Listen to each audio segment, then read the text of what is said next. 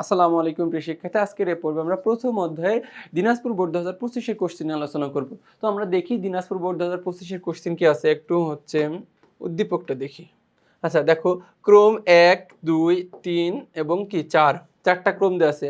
৫২ সালে কি হয়েছিল? ভাষা আন্দোলন। ৫৪ সালে এখানে ক দিয়েছে, তার মানে এখানে কি কি হয়েছিল বোঝাতে হবে। এবং ৬৬ সালে কি দেখো ৬ দফা। ১৯৭১ সালে কি দেখো ৫৪ সালে যুক্ত ফ্রন্ট নির্বাচন হয়েছিল। কি যুক্ত ফ্রন্ট নির্বাচন, ঠিক আছে। এরপরে ১৯৭১ সালে কি হয়েছিল বলতো? ১৯৭১ সালে মুক্তিযুদ্ধ। দেখো ১৯৭১ সালে কি হয়েছিল? মুক্তিযুদ্ধ হয়েছিল। এখন ক নম্বর প্রশ্নটা হচ্ছে মৌলিক গণতন্ত্র কি? দেখো মৌলিক গণতন্ত্র কি? তো আমরা বলতেছি যে মৌলিক গণতন্ত্র হলো আইয়ুব খান, কি জেনারেল আইয়ুব খান তার ক্ষমতাকে দীর্ঘস্থায়ী করার লক্ষ্যে যে ব্যবস্থা চালু করে সেটাকে আমরা বলছি কি মৌলিক গণতন্ত্র। এরপরে খ নম্বর, যে বাঙালি জাতীয়তাবাদের বিকাশে সকলের যে বিষয়টি ঐক্যবদ্ধ করে তা ব্যাখ্যা করো। তারপরে গ নম্বর, উদ্দীপকে উল্লেখিত ক চিত্র ঐতিহাসিক কোন ঘটনাকে কি নির্দেশ করা হয়েছে? ক চিহ্নিত ঐতিহাসিক কোন ঘটনাকে নির্দেশ করা হয়েছে? এবং ঘ নম্বর বলতেছে খ চিহ্নিত ঘটনাটি বাঙালি জাতীয় জীবনে সর্বাধিক গুরুত্বপূর্ণ বিশ্লেষণ করো। ঠিক আছে। দেখো এখানে মূলত আমাদের ক এবং খ নিয়ে কি ক এবং খ নিয়ে প্রশ্ন আসছে। এখন দেখো ক ক হচ্ছে কি বললাম, যুক্তফ্রন্ট নির্বাচন। ১৯৫৪ সালে যুক্তফ্রন্ট নির্বাচন হয়েছিল, না যুক্তফ্রন্ট সরকার গঠন করা হয়েছিল। এরপরে ১৯০০ খ দেখো কি এখানে মুক্তিযুদ্ধ হয়েছিল। আচ্ছা আমরা এখন প্রশ্ন দেখি একটু। প্রথমত বলতেছিল যে মৌলিক গণতন্ত্র কি? যে মৌলিক গণতন্ত্র হলো পরোক্ষ নির্বাচন পদ্ধতি। কি একটা পরোক্ষ নির্বাচন পদ্ধতি। এটি মূলত জেনারেল আইয়ুব খান তার ক্ষমতাকে দীর্ঘস্থায়ী করার লক্ষ্যে এটা করেছিল। এরপরে বাঙালি জাতীয়তাবাদের বিকাশে মূলত ভাষা এবং সংস্কৃতি সবচেয়ে শক্তিশালী ঐক্যসূত্র হিসেবে কাজ করে। এখন কোন জিনিসটা হিসেবে কাজ করে শক্তিশালী সেটা বলতেছে। কি বাংলা ভাষা ও সংস্কৃতি সবচেয়ে শক্তিশালী ঐক্য সূত্র হিসেবে কাজ করে। বাঙালি জাতীয়তাবাদের মূল ভিত্তি হলো বাংলা ভাষা। কি বলতেছে? বাঙালি জাতীয়তাবাদের মূল ভিত্তি হলো বাংলা ভাষা। ১৯৪৭ সালে দেশভাগের পর যখন উর্দুকে একমাত্র রাষ্ট্রভাষা করার চেষ্টা হয়, তখন পূর্ব বাংলার মানুষ ধর্মের ঊর্ধ্বে উঠে ভাষাগত পরিচয়ে ঐক্যবদ্ধ হয়। কি ভাষাগত পরিচয়ে কি ঐক্যবদ্ধ হয়। এবং ১৯৫২ সালের ভাষা আন্দোলনই প্রথম আমাদের শিখিয়েছিল যে আমাদের প্রধান পরিচয় আমরা বাঙালি। কি আমাদের প্রধান পরিচয় হচ্ছে কি আমরা বাঙালি। হাজার বছরের সমৃদ্ধ বাংলা সাহিত্য, লোকজ সংস্কৃতি এবং খাদ্যাভ্যাস সব অঞ্চলের বাঙালিকে একই সুতোয় গেঁথেছে।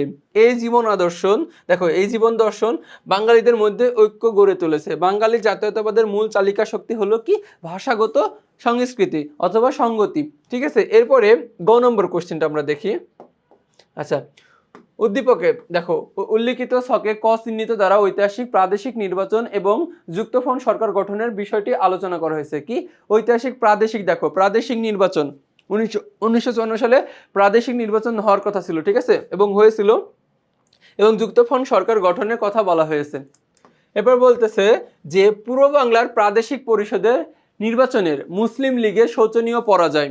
কি মুসলিম লীগের শোচনীয় পরাজয় ঘটনার লক্ষ্যে ১৯৫৩ সালের ১৪ই নভেম্বর যুক্তফ্রন্ট গঠনের সিদ্ধান্ত গ্রহণ করা হয়। এখন দেখো এই যুক্তফ্রন্ট সরকার কোনো একক কোনো দল না। এই যুক্তফ্রন্ট বললাম কি এটা হচ্ছে ৫টি দল সমন্বয়ে গঠিত একটি দল। বলতেছে ৫টি দল নিয়ে যুক্তফ্রন্ট গঠন করা হয়। দলগুলো হলো আওয়ামী মুসলিম লীগ। দেখো আওয়ামী মুসলিম লীগ, এই আওয়ামী মুসলিম লীগ মূলত ১৯৫৫ সালে নাম পরিবর্তন করে কি হয় আওয়ামী লীগ করা হয়। ঠিক আছে। আর যেহেতু যুক্তফ্রন্ট নির্বাচন করা হয়েছিল ১৯৫৩ সালে, তখনও এই দলটার নাম দিবা কি আওয়ামী মুসলিম লীগই থাকবে। ঠিক আছে, আওয়ামী লীগ লিখবা না। তো কি আওয়ামী মুসলিম লীগ, কৃষক শ্রমিক লীগ, নিজামী ইসলাম। কি দেখো এই কৃষক শ্রমিক লীগের নেতা ছিল হচ্ছে শেরে বাংলা একে ফজলুল হক। ঠিক আছে। আওয়ামী মুসলিম লীগ, কৃষক শ্রমিক লীগ, নিজামী ইসলাম, খেলাফতে রব্বানী এবং গণতন্ত্রী দল। গণতন্ত্রী দল, এই যে ৫টা দল নিয়ে যুক্তফ্রন্ট গঠন করা হয়েছিল। এই যুক্তফ্রন্টের নির্বাচনী মার্কা ছিল কি দেখো নৌকা ছিল যুক্তফ্রন্টের নির্বাচনী মার্কায়। এবং ১৯৫৪ সালের মার্চ মাসে প্রাদেশিক নির্বাচন অনুষ্ঠিত হয়। কি ১৯৫৪ সালের মার্চ মাসে কি প্রাদেশিক নির্বাচন অনুষ্ঠিত হয়। এই নির্বাচনে জনগণ যুক্তফ্রন্টের ২১ দফা তাদেরকে স্বার্থরক্ষা সনদ বলে বিবেচনা করা হয়। দেখো এই নির্বাচনে জনগণের যুক্তফ্রন্টের ২১টা দফা দিয়েছিল। তো ২১ দফা ছিল তাদের নির্বাচনী ইশতেহার। ঠিক আছে। তো এই 21 দফা কি ছিল? তাদের নির্বাচনী ইশতেহার ছিল।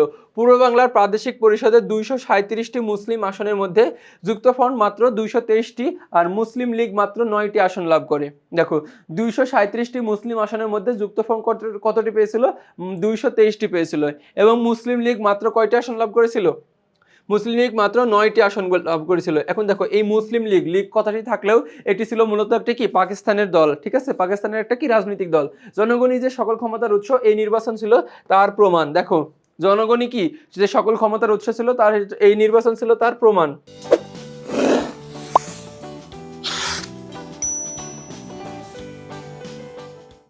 1954 সালে 3রা এপ্রিল যুক্তফ্রন্টভুক্ত কৃষক শ্রমিক পার্টির নেতা এ কে ফজলুল হক, যেটা বললাম যে কি কৃষক শ্রমিক পার্টির নেতা ছিল হচ্ছে কি শেরেবাংলা এ কে ফজলুল হক মুখ্যমন্ত্রী হিসেবে, দেখো মুখ্যমন্ত্রী হিসেবে শপথ গ্রহণ করে।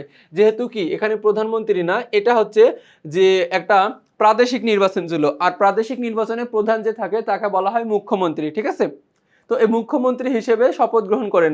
যুক্তফ্রন্ট সরকার মাত্র কতদিন? 56 দিন ক্ষমতায় ছিল। দেখো এই 56 দিন সরকার ক্ষমতায় ছিল। তো বিভিন্ন হবে দেখো পাট কেলেঙ্কারি, তারপরে বিভিন্ন বাঙালি অবাঙালি দাঙ্গাকে কেন্দ্র করে এই যে বিভিন্ন বেড়াজালে ঘুরে এই যে সরকারটাকে কি পাকিস্তান সরকার কি করে দেয়? বাজেয়াপ্ত করে দেয়। পরে পাকিস্তান সরকার পূর্ব বাংলা দেখো পূর্ব বাংলার যুক্তফ্রন্ট সরকারকে মনে প্রাণে গ্রহণ করতে পারেনি। তারা ষড়যন্ত্র করে 1954 সালে 30শে মে যুক্তফ্রন্ট সরকারকে বরখাস্ত করে। দেখো 1954 সালে 30শে মে কি যুক্তফ্রন্ট সরকারকে বরখাস্ত করে।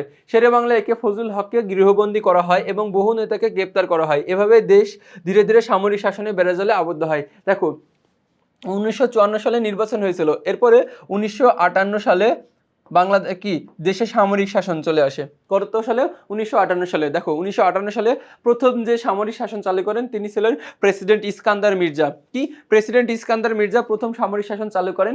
এরপরে তিনি মাত্র কতদিন? 20 দিন ক্ষমতায় ছিলেন, 7ই অক্টোবর। তারপরে 27শে অক্টোবর ক্ষমতায় চলে আসেন কে? 27শে অক্টোবর ক্ষমতায় এসেছিলেন হচ্ছে জেনারেল আইয়ুব খান।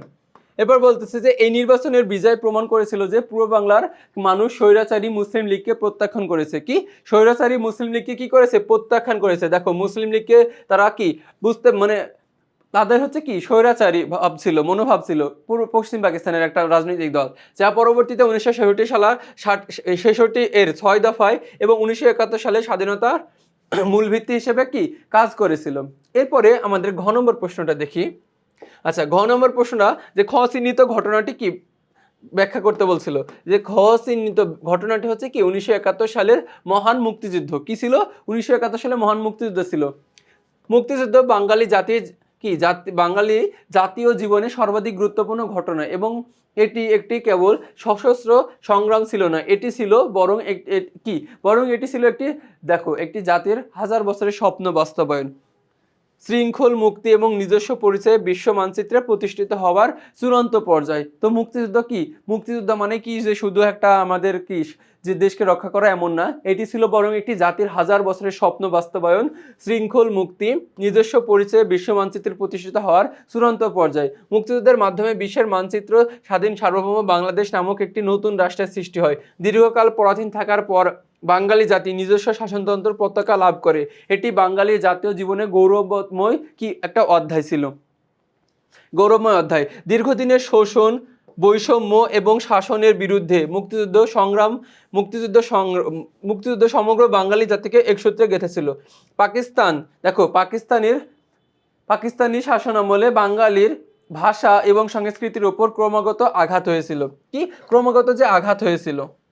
এবং 1952 সালের ভাষা আন্দোলনের ধারাবাহিকতায় মুক্তিযুদ্ধ বাঙালির ভাষা আন্দোলন এবং সংস্কৃতিকে রাষ্ট্রীয় মর্যাদায় কি করে? প্রতিষ্ঠিত করে। পূর্ব বাংলা দেখো পূর্ব বাংলা, পূর্ব পাকিস্তান এবং পশ্চিম পাকিস্তানের মধ্যে বিদ্যমান চরম অর্থনৈতিক বৈষম্য নিরসন ছিল মুক্তিযুদ্ধের অন্যতম কি প্রেরণা। দেখো মানুষ যে একটা কি আমাদের সাথে যে কিভাবে তারা হচ্ছে কি বৈষম্য করতেছে, বিভিন্নভাবে বৈষম্য করতেছে অর্থনৈতিক বিভিন্ন সব দিক দিয়ে, এই বৈষম্য নিরসন ছিল মুক্তিযুদ্ধের অন্যতম প্রেরণা যে আমাদের এই সব কি বৈষম্য থেকে নিজেদেরকে মুক্ত করতে হবে। 30 লক্ষ শহীদ এবং লক্ষ লক্ষ মা বোনের ত্যাগের বিনিময়ে অর্জিত এই স্বাধীনতা বাঙালিকে বিশ্ব দরবারে কি একটি সাহসী এবং আত্মমর্যাদাশীল জাতি হিসেবে পরিচিত করেছে। কি বলতেছে দেখো এটি বর্তমানে এবং আগামী প্রজন্মের কাছে অন্যায়ের বিরুদ্ধে রুখে দাঁড়ানোর অনিঃশেষ প্রেরণার উৎস। মুক্তিযুদ্ধ বাঙালির অস্তিত্ব রক্ষার লড়াই, এটি কেবল রাজনৈতিক স্বাধীনতা নয় বরং অর্থনৈতিক সমৃদ্ধি, সামাজিক ন্যায় বিচার এবং সাংস্কৃতিক সক্রিয়তা অর্জনের মাধ্যম। এটি বাঙালির জাতীয় জীবনের শ্রেষ্ঠ অর্জন এবং কি সর্বাধিক গুরুত্বপূর্ণ ঘটনা। দেখো আমাদের বাঙালি জাতীয় জীবনের সবচেয়ে কি শ্রেষ্ঠ একটা অর্জন হচ্ছে কি একটা দেশ থেকে আমাদের একটা দেশকে কি করা, স্বাধীন করা, মুক্তিযুদ্ধ কি স্বাধীনতা অর্জন করা। সর্বাধিক গুরুত্বপূর্ণ ঘটনা, মুক্তিযুদ্ধের চেতনা থেকে বাংলাদেশের রাষ্ট্রীয় আদর্শ এবং মূলনীতি কি হয়েছে, নির্ধারিত হয়েছে। দেখো মুক্তিযুদ্ধের চেতনা, আমাদের প্রত্যেকটা মানুষের কি এই মুক্তিযুদ্ধের চেতনা কি করা উচিত, বইয়ে নিয়ে বেড়া উচিত। ঠিক আছে, তো দেখো এরই মাধ্যমে আমরা কি এই বোর্ড পরীক্ষার কোশ্চেনটা সলভ করলাম। তো পরবর্তী তোমাদের সাথে আবার দেখা হবে। আসসালামু আলাইকুম।